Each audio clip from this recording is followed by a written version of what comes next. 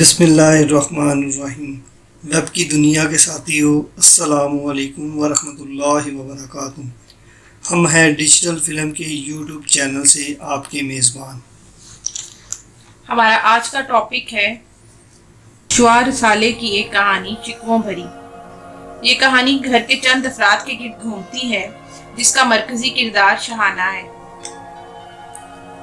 جو سارا دن اپنے گھر کے کاموں میں مصروف رہتی اور شوہر سے تعریف کے دو بول سننے کو ترستی۔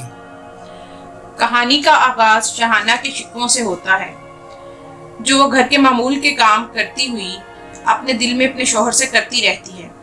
وہ سوچتی ہے کہ میں کولو کے بیل کی طرح کام کرتی رہتی ہوں، پر مجال ہے جو کبھی میرے شوہر نے یہ کہا ہو کہ آج تھکی تھکی لگ رہی ہو۔ شوہر سے تعریف سننے کی حس تو ہر عورت میں موجود ہوتی ہے۔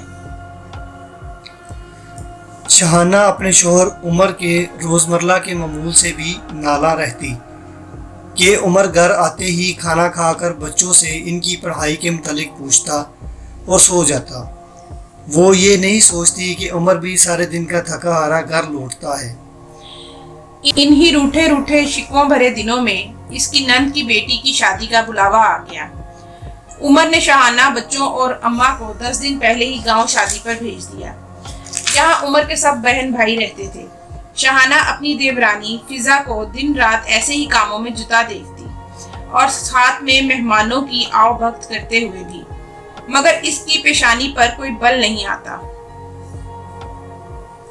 عمر شادی سے ایک دن پہلے گاؤں پہنچا۔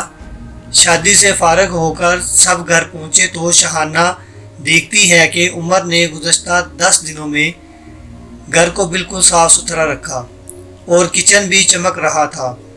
شہانہ جب فریج کھولتی ہے تو عمر کہتا ہے کہ میں نے جانے سے پہلے فریج میں 2 پیالے برف کے، پانی کی بوتلیں، کولڈ ڈرنکس اور کچھ پھل رکھ دیے تھے۔ مجھے پتا تھا کہ تم سفر سے آؤ گی تو تم کولڈ ڈرنک شوق سے پیتی ہو، پانی نہیں۔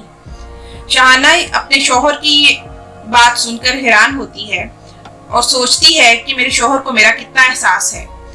شہانہ کی آنکھیں کھلی کی کھلی رہ جاتی ہیں۔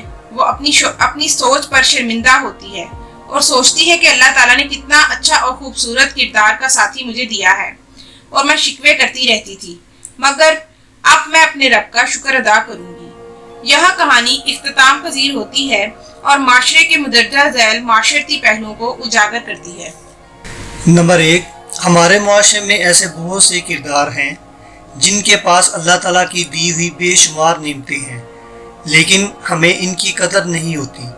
بجائے ان نعمتوں کا شکر ادا کرنے سے ان کی سوچ مختلف گلوں اور شکووں کا شکار رہتی ہے۔ لیکن زندگی کا کوئی ایسا موڑ آتا ہے جس سے ان کو ملی ہوئی نعمتوں کا احساس ہوتا ہے۔ یہ وقت شکر کا ہوتا ہے۔